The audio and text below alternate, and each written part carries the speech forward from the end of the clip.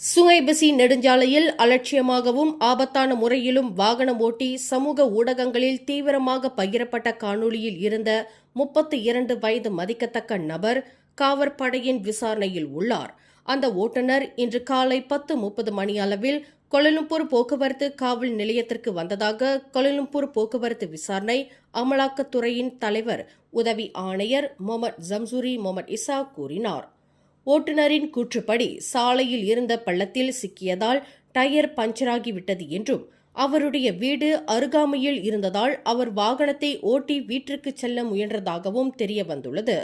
இந்த சம்பவம் நேற்று சனிக்கிழமை காலை 8 மணியளவில் நிகழ்ந்ததாகவும் அந்த வாகனத்தை நிறுத்தி மோட்டார் சைக்கிள் ஓட்டுநர் ஒருவர் அவருக்கு அறிவுரை வழங்கியதாகவும் தெரிவிக்கப்பட்டுள்ளது.